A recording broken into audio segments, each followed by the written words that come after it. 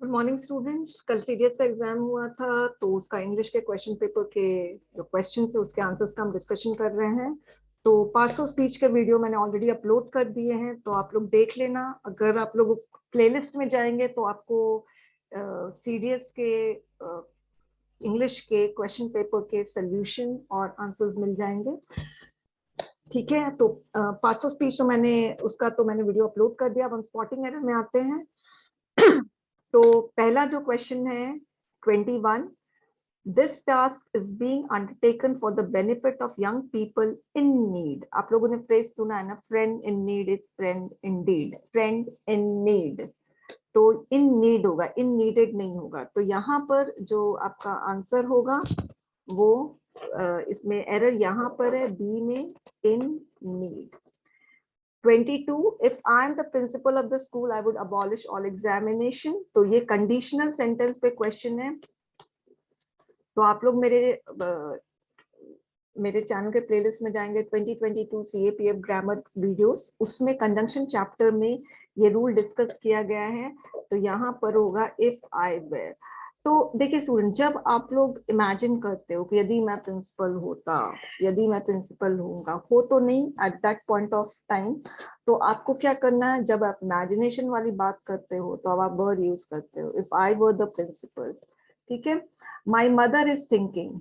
ये भी क्वेश्चन देखिए, ये क्वेश्चन वर्ब का है, ये भी क्वेश्चन वर्ब का है। थिंक वर्ड जो है ना, ये स्टैटिक वर्ब है। स्टैटिक वर्ब ऐसा वर्ब होता है जो अपने साथ आईएनजी नहीं लेता है। जैसे नो, नो स्टैटिक वर्ब है, ये अगर इसके साथ आपने आईएनजी लगा दिया तो ये गलत हो जाएगा। तो इसकी स्टैटिक वर्ब कौन कौन से हैं, इसकी लिस्ट मेरे बुक में है, चेकमेट ग्रामर बुक, आप वो खरीद सकते हैं। अगर आपको नहीं खरीदना है तो आप मेरे चैनल के प्लेलिस्ट में जाइए, ग्रामर का जो कंप्लीट वीडियोस है उसमें जाएंगे तो आपको उसमें स्टैटिक वर्ब की लिस्ट आपको दिखेगी, आप उसको नोट डाउन कर लेना। बहुत इजी है ऐसे वर्ब्स को पहचानना। ठीक है, तो यहाँ पर माई मदर इज थिंकिंग की जगह होगा माई मदर थिंक्स। तो आपका एरर ए में है। 24, the students have a good time, ये भी वर्ब पे क्वेश्चन है। तो यहाँ पर टुडे से पता चलता है अभी उनका गुड टाइम चल रहा है, तो यहाँ पर होगा द स्टूडेंट्स आर हैविंग। अब मैं आपको बता दूं, हैव भी स्टैटिक वर्ब है, मगर हैव के साथ आईएनजी तब नहीं लगेगा, हैव के साथ आईएनजी तब नहीं लगेगा जब पोजेशन शो करता है, I am having a car, तो ये गलत है। यहाँ पर पोजेशन शो नहीं कर रहा है, यहाँ पर इंजॉयमेंट शो कर रहा है, तब आप हैव के साथ आईएनजी लगा सकते हैं। Next question, more than 30 lakh people were inoculated against COVID-19 on March 15। आपका एरर बी में है। इनोक्यूलेटेड वर्ड सही नहीं है, यहाँ पर वैक्सीनेटेड होगा। स्टूडेंट्स, इनोक्यूलेटेड वर्ड हम तब यूज करते हैं जब कोई हार्मफुल चीज हम इन्वायरमेंट में इम्प्लांट करते हैं। ठीक है, जैसे फेक न्यूज इज इनोक्यूलेटेड, इस तरह से।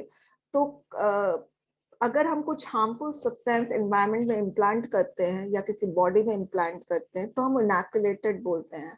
तो ये इनोक्यूलेटेड वर्ड सही नहीं है, यहाँ पर वैक्सीनेटेड होगा। ठीक है, LIC वॉज फाउंड नहीं होगा, फाउंडेड होगा। ये भी वर्ब पे क्वेश्चन है, आप मेरे प्लेलिस्ट में जाना, ग्रामर वाला प्लेलिस्ट में, उसमें कंफ्यूजिंग वर्ब में ये वाला चीज मैंने आप लोगों को बताई हुई है। ये जो 24th वाला रूल है, ये आपको टेंस का प्रेजेंट कॉन्टिन्यूस में ये वाला दिखेगा, ये भी प्रेजेंट कॉन्टिन्यूस में दिखेगा, थिंकिंग वाला। तो ये कंफ्यूजिंग वर्ब का क्वेश्चन है, इसमें फाउंडेड होगा। फाउंडेड का मतलब होता है स्टैब्लिश करना, और फाउंड का मतलब होता है कोई खोई हुई चीज मिल जाना। I finally found my pen that I lost yesterday. ठीक है, इस तरह से। Full many a flower are born to blush unseen, ये भी वर्ब का क्वेश्चन है। ओके, तो ये ना ऐसा लगता है कोई पोएटिक वर्ड्स है, तो स्टूडेंट्स है ना ऐसे कॉम्प्लिकेटेड इंग्लिश से डर जाते हैं, मगर एकदम सिंपल है।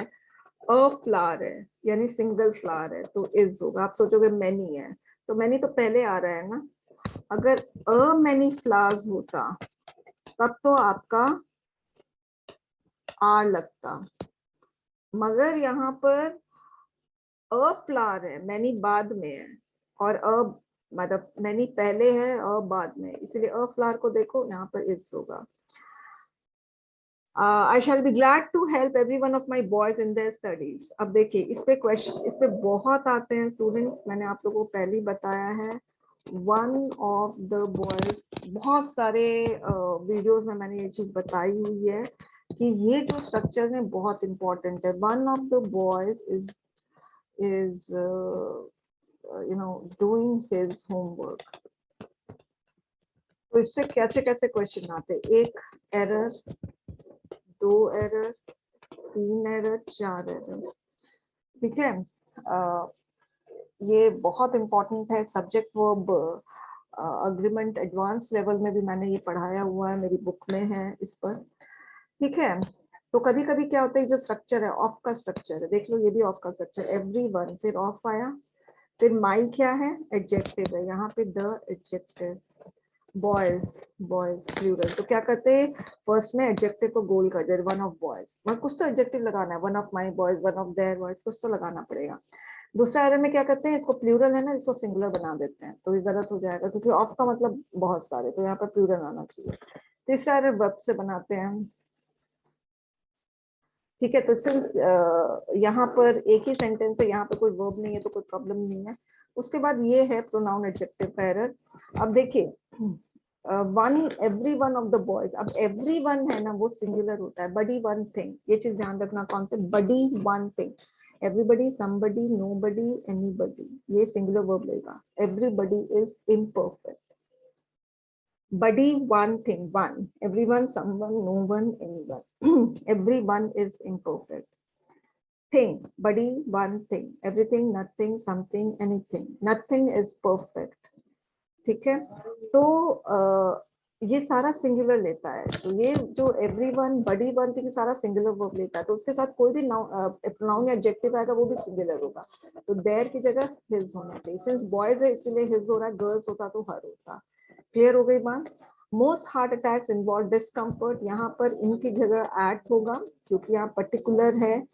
और चेस्ट है, देखिए एट कब लगता है, सपोज बहुत बड़ी चीज है, उस बहुत बड़ी चीज में आप कोने के बारे में बता रहे हो, I sit at the corner of my room, तो मेरा रूम बड़ा है, उसका एक छोटा सा मैंने चीज ले लिया, हिस्सा ले लिया, तो फिर एट लगेगा, ठीक है।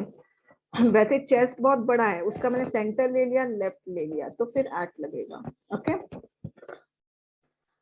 For most food park, most आ गया तो फूड पार्क्स होगा, ओके। तो यहाँ पर प्लूरल सिंगुलर की गड़बड़ है। तो आप देख रहे हैं टोटल 10 क्वेश्चन है स्पॉटिंग एरर में, और आप ध्यान से देखो 1 2 3 4 5 क्वेश्चन वर्ब पे है।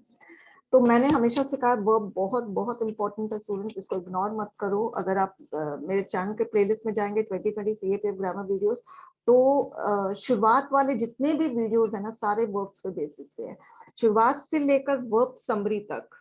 आपको एक दिखेगा वर्ब समरी, वर्ब समरी, और उसके पहले जितने भी वीडियोस है सारे वर्ब रिलेटेड है। तो मैंने वर्ब समरी तक सारे वर्ब के कॉन्सेप्ट को बहुत अच्छे से क्लियर कर दिया है। उसके बाद मैं बाकी में आ रही हूँ adjective, preposition, right.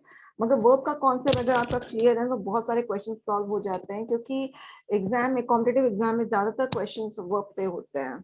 Okay, thank you students.